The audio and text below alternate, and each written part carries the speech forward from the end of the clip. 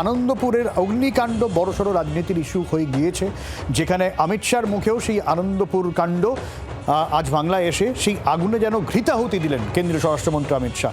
সরাসরি প্রশ্ন তুললেন 25 জনের মৃত্যুর দায় কে নেবে, এমনকি মোমো সংস্থার কর্ণধারকে নিয়েও সুর চড়ালেন শাহ।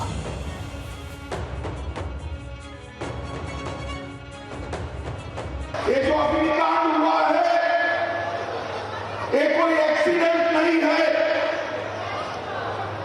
जो एक आनंदपुर वेयर हाउस में अग्निकांड हुआ है वो ममता बनर्जी सरकार के भ्रष्टाचार के चलते हुआ। আনন্দপুর কাণ্ড নিয়ে সোশ্যাল মিডিয়া বিস্তর চর্চা এবং সেখানেই মোমো সংস্থার কর্ণধাররা কেন গ্রেফতার হচ্ছে না তা নিয়ে প্রশ্ন উঠেছে। দুই ম্যানেজারকে গ্রেফতার করা হচ্ছে, এবার এই সংস্থার কর্ণধারের গ্রেফতারির প্রশ্ন তুললেন অমিত শাহ। আর পাল্টা তৃণমূলের বক্তব্য শুনবো অভিষেক বন্দ্যোপাধ্যায় কি বলছেন। मोमो फैक्ट्री के मालिक है उसमें किसका पैसा लगा है? ये मोमो फैक्ट्री के मालिक किसके नजदीकी है? किसके साथ विमान में मोमो फैक्ट्री के मालिक विदेश की टूर लगाए हैं और अब तक मोमो फैक्ट्री के मालिक का अरेस्ट क्यों नहीं हुआ?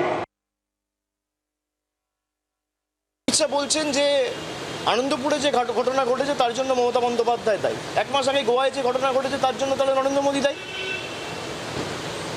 পানীয় জল খেয়ে 25 জন মারা গেছে ইন্দোরে, তার জন্য নরেন্দ্র মোদী দায়ী।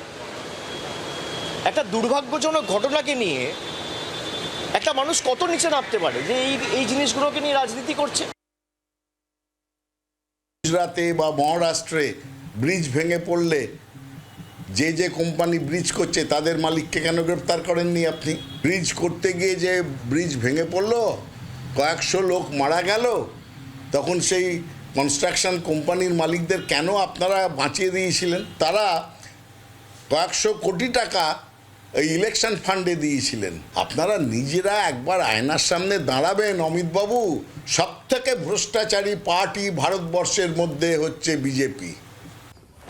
তবে অমিত শাহ কিন্তু এই হুঁশিয়ারিও দিয়েছেন, যারা এই অগ্নিকাণ্ডের পেছনে রয়েছেন অভিযুক্ত যারা, তাদেরকে একেবারে খুঁজে খুঁজে বের করে পাকড়াও করা হবে। আর পাল্টা তৃণমূলেরও বক্তব্য রয়েছে। मैं आज ममता जी को कहने आया हूं, पर्दा डालना है तो डालो ममता जी, पर्दा डालना है तो डालो। अप्रैल के बाद भाजपा सरकार आएगी और अग्निकांड के आरोपियों को चुन चुन कर हम जहर की सलाखों के पीछे। রাজ্য পুলিশ তো প্রথম দিন থেকেই সক্রিয়, এসআইটি করে আরও মিনিংফুল মানে আরও তাৎপর্যপূর্ণভাবে তারা তদন্ত করবে, এটাই আমাদের ধারণা। বাংলার আওয়াজ, বাঙালির আবেগ, জি 24 ঘন্টা।